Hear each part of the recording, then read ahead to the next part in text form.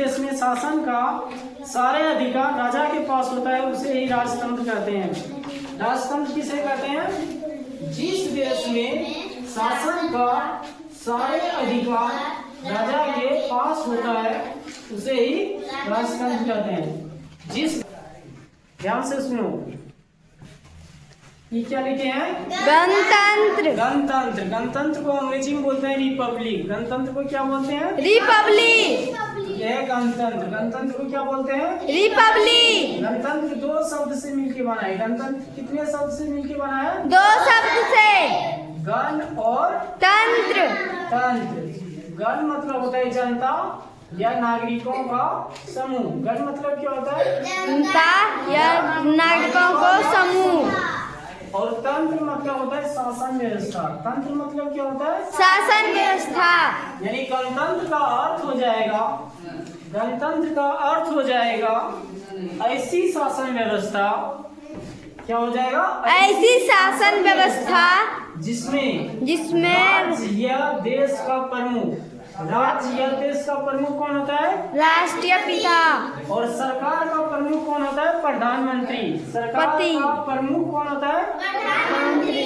दोनों ही अनुवांशिक या परंपरागत। अनुवांशिक या परंपरागत का अर्थ होता है खानदानी परंपरा से। दोनों ही खानदानी परंपरा से न हो उसे ही क्या कहते हैं?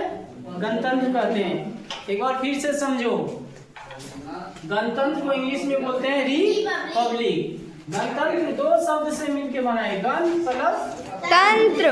गण मतलब होता है जनता या नागरिकों का समूह और तंत्र मतलब शासन व्यवस्था।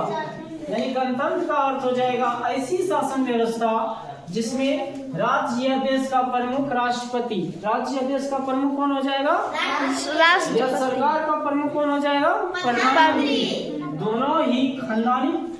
दोनों ही अनुवांशिक परंपरागत या खानदानी परंपरा से न हो उसे ही क्या कहते हैं?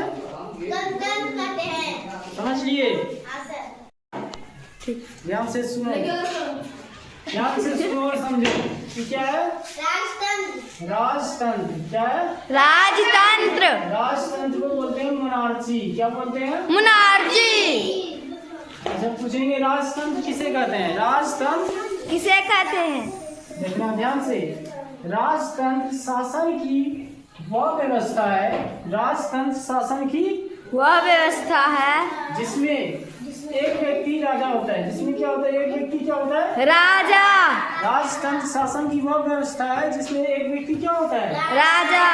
राजा होता है। यह शासन का सर्वोसर्वा होता है। यह क्या होता है? शासन का सर्वोसर्वा होता है।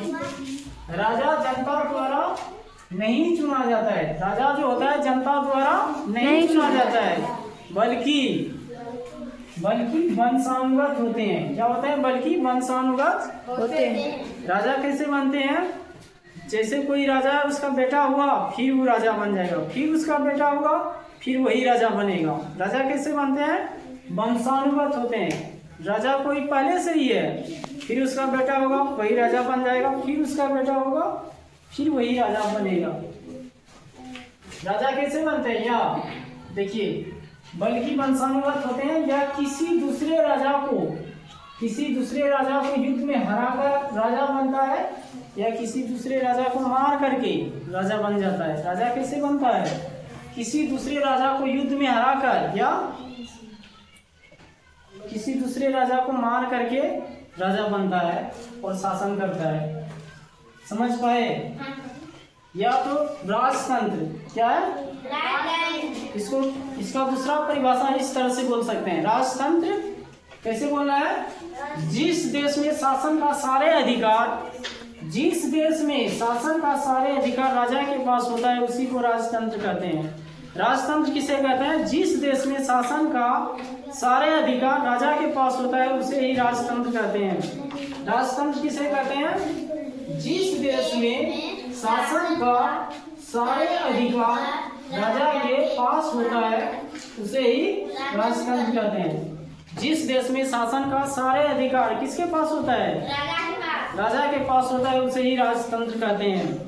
अब तीसरा में क्या है? नागरिक। क्या है?